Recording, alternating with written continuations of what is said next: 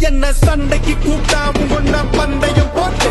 நாம்பிய போல வந்தண்டி மன்னிப்பு கேட்டு அப்பயும் வீட்டுல கொட்டுக்க போறாங்கல்ல போலீஸுக்கு